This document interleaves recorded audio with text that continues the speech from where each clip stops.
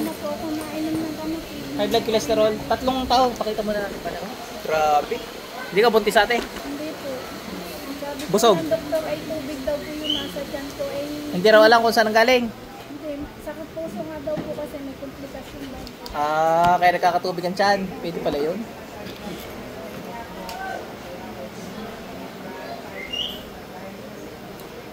Pera mo kamay.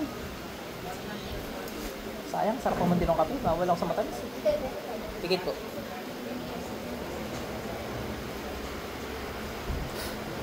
Tanggalin mo lang ang ginawa mo kay ate, bilis. Aray!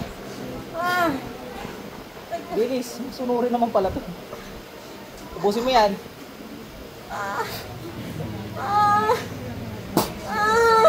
Bakit magilig ka ng bulan siya ni ate?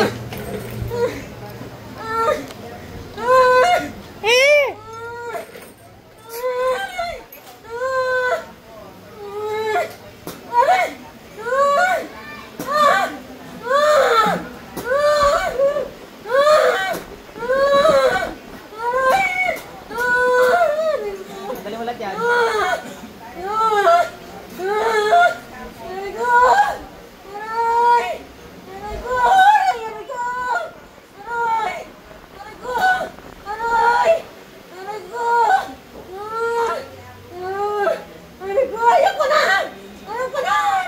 Ayaw mo na. Ay, bakit mo tinulab si ate? Hindi ko alam! Hindi ko alam! Yan ang bawal sabihin dito, hindi ko alam. Hindi ko alam! Ito sa kalam ba? Magkano binayad sa'yo? Magkano binayad sa'yo? Libre? Natawag kayo ng utos, pasok. Ba't mo pinakulam si ate? Ba't mo pinakulam? Aray, ninggit yan! Ninggit! Ba't kinaingit? Hindi ko alam!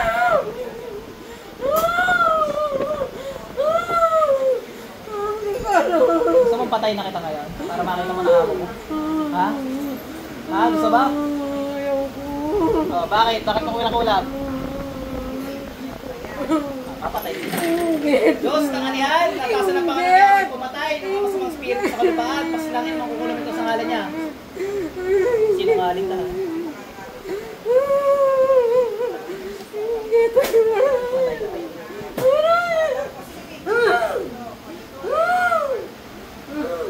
Patay ka. Balik. Patay ko na. Nainis ako. Sinungaling eh. Ano kayo tubig?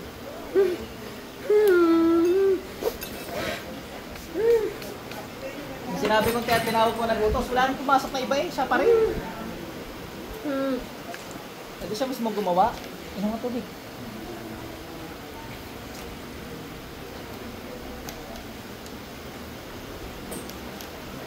Galit sa inyo yun ate? Ay, ingit pala. Galit pala yun. Inom nga tubig. Magkapatid kaya? Magkain po. Magtsahin. Sino po ang tsahin? Ikaw pamangkin. Kapag ka rin, iyak ka uli. Okay lang. Naramay.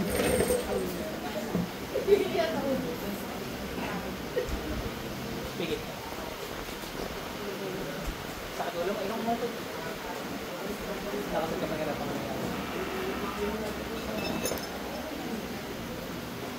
sakit pa na wala?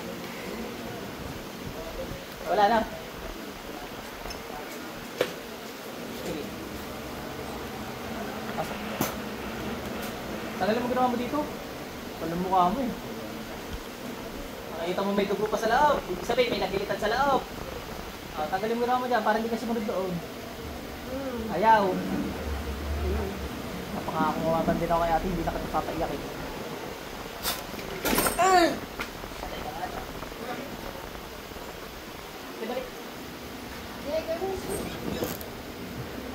Okay natin. Para hindi na kayo napato. 76.